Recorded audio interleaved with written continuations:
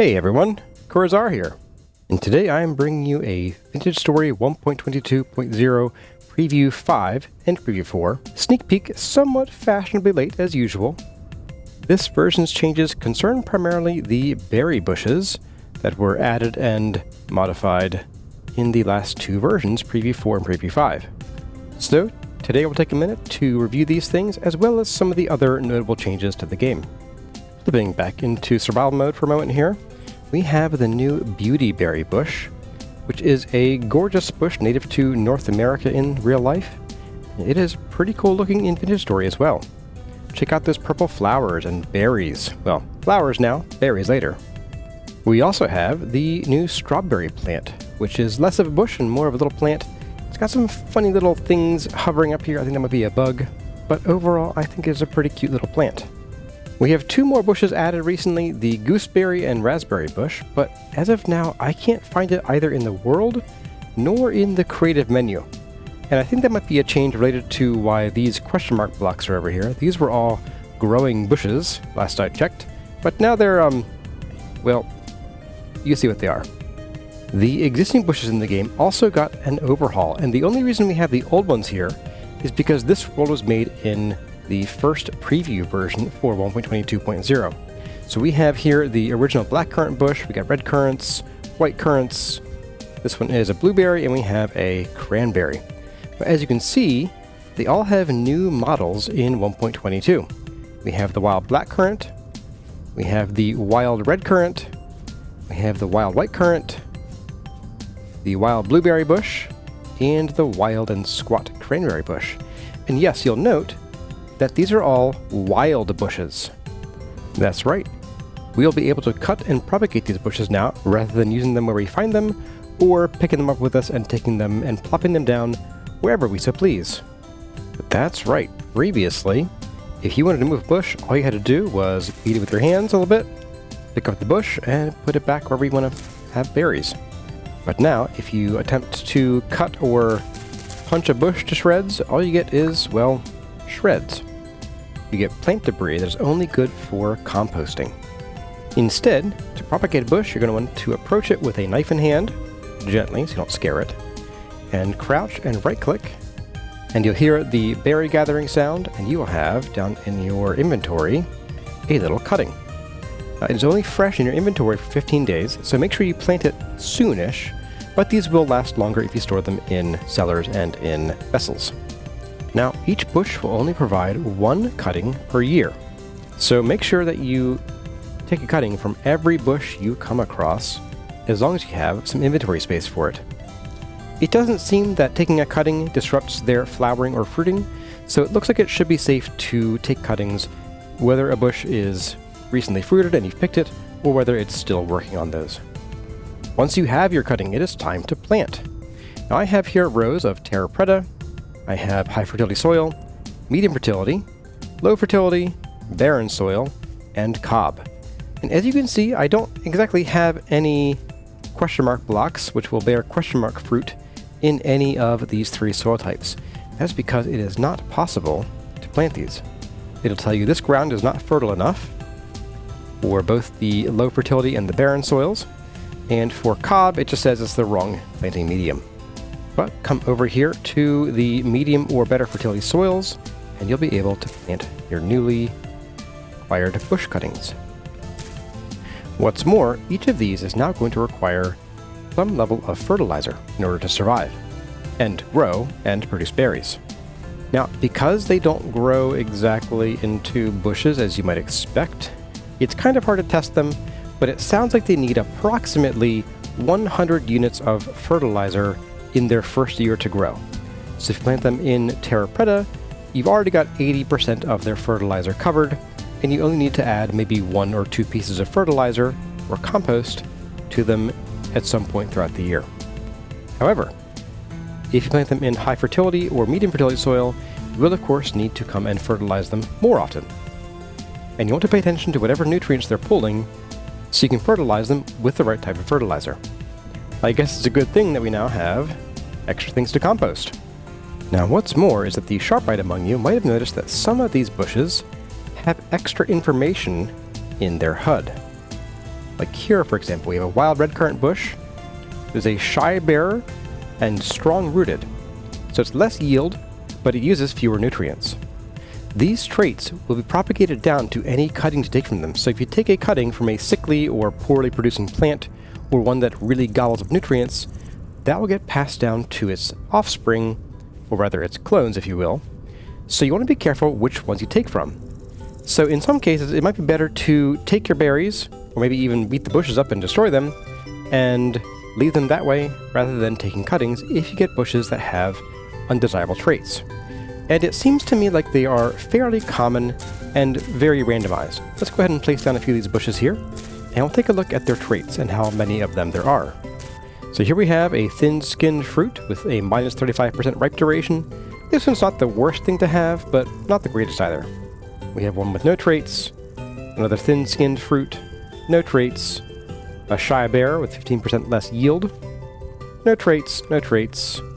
Here we have one with 2 traits, thick-skinned fruit, which is a longer ripe duration, and strong clustered berries, which means they harvest faster. These 2 aren't that important, but it's nice to have, I guess. No traits. Here we go. We have weak-rooted, which means 30% more nutrient required, and strong clustered berries, again, faster harvest speed.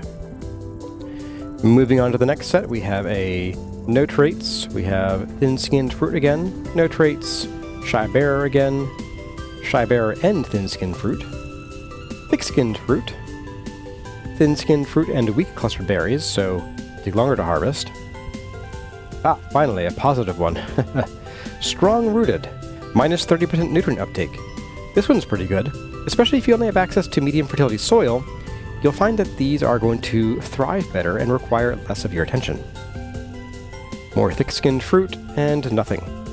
Now there is another reverse version of the shy bearing. Here we go, shy bearer. There is a plus 15% yield.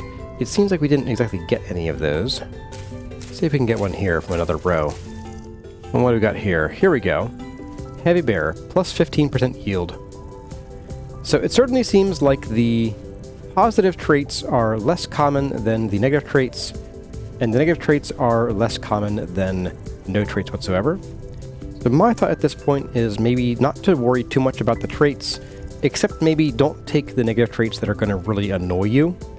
I would think that the thin-skinned fruit is probably one that's worth living with. I would avoid ones that require more nutrients though. Was it the shallow roots, I think it was? Ah, there we go. Weak rooted, that's right. Yeah, I would avoid these. The other traits are all whatever, and the good ones are rare enough that it's probably not worth your time trying to only collect saplings or cuttings from those bushes to breed the strongest berry bushes. Now, as far as growing them goes, it is my understanding, and again, can't test right now because, yep, but it is my understanding that these guys will take about a year to mature, and once they mature, they'll begin to flower and bear fruit, and at that point, their nutrient use will start to decline. According to Tyrone, they will reduce their nutrient requirements by about 15% per year, and after 20 years, they'll minimum out at 5% nutrients required per year. So it sounds like that 15% is a multiplicative percent, rather than a flat 100 to 85, 85 to 70, 70 to 55, and so on. So it'll take quite a while before they get to a good equilibrium, but it sounds like they'll pretty quickly get to the point where you only have to fertilize them once or twice a year. And since fertilizer takes 20 days and a full stack of rot to make, 16 pieces of compost, that's probably a good thing. Alright, moving on finally from the berry bushes, we're going to get to the other changes in Preview 4, Preview 5 for 1.22.0. One of the most notable changes, especially in the early game or when you're trying to get into animal husbandry, is that animals will generally all spook now when you get close, so you'll have a much harder time trying to corral pigs and sheep. Mostly pigs, I guess. Nope, here we go. There they go, the sheep, and there go the pigs. So they are all nervous at us being here now, which does mean that if we want to chase them to a pen, it might be actually somewhat easier to do that now. If you happen to be hunting pigs or sheep or goats, and you happen to have an ornate golden or silver spear, unfortunately their damage has been debuffed to no longer deal 8 damage when thrown, and only 4.3 damage with melee. So even these have received the spear nerf debuff at this point. We also have a new torch holder in town. In addition to the brass torch holder, the aged torch holder, and the other metal torch holders that the game definitely has... Tyrone, please, I'm begging you. Why can we only make them out of brass? Seriously. We now have the broken or ruined torch holder. Now these are a bit special in that they'll be in ruins, and unlike the other torch holders, although they can handle holding torches, if we try to remove or break them, well, we won't get them back. They will just shatter. Even the tooltip at the top says can still hold a torch, but looks like it'll disintegrate if you try to remove the holder. So if you find these, go ahead and slap a torch in, but don't try to bring it with you. Now this last change I'm going to discuss is one that we didn't cover previously. I must have missed it in the patch notes, but it pertains to a change to a change. Now the original change is that when you get fat from an animal, it is no longer rendered fat. It is no longer usable. It is a lump of raw fat that will perish, although you can still eat it. But it can't be used for anything. As you can see here, I now have an oil lamp. If I try to put the rendered or the unrendered fat into the lamp, it doesn't do anything. Instead, we have to render the fat in a campfire or in a fire pit. And you can do 24 at a time, so it's pretty generous. You can actually, pile these up. It doesn't require you to waste a whole ton of fuel or anything. We can go ahead and light this guy up.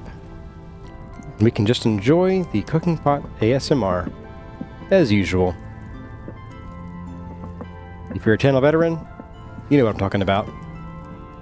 Now this fat will render at a pretty low temperature, and it'll do so pretty quickly. We're only, 2 firewood in, it's not even 200 degrees, and it's already, a quarter of the way done. So this is a pretty efficient process. I'm not too mad about this, to be honest. And once they finish, kind of like candles, or just like candles, they will appear back in the cooking pot, and the cooking pot will stay on the left side. But now we have rendered fat, and so we can go ahead and we can create our oil lamp if we so wish. I do love the new model, by the way. I think this is very cute.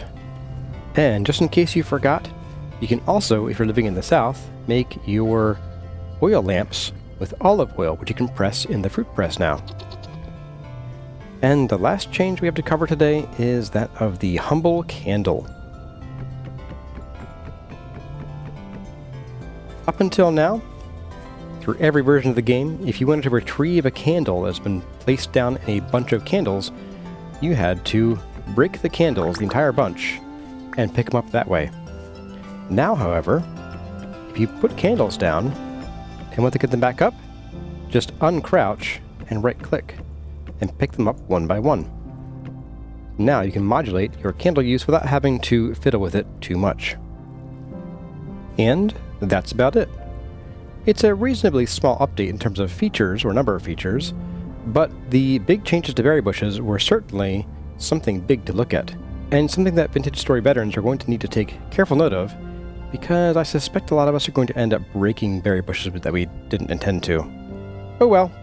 There's been a lot of angst in the community about the berry bush changes, but having seen them for myself, I think it's pretty reasonable. I'm not too daunted. So I think we'll all learn to adjust and acclimate to these changes in enough time. But folks, that's going to do it for this sneak peek into 1.22.0 Preview 5. I hope you found it informative, and I hope you're looking forward to any other previews and release candidates we have coming out soon. If you want to check out the full bug and change list for yourself, you can do so over on the Vintage Story official website, which you can access easily from the official Vintage Story Discord server. The names you see here belong to the awesome people who are supporting the channel by joining as a channel member. And the following people have gone the extra mile to support the channel by subscribing at the Seraph tier. Their names are Elizabeth Woolley, Enterprise Architecture, Inger Raymond, Linda Harris, Oak Tree, Service, Tyluna, and Wade Parker. If you would like to see your name in the credits or hear me butcher your name, check out the channel memberships, which will also get you early access to videos and some other goodies. But for now, as always, my name has been Corazar. Thank you all for watching, and I'll see you in the next one.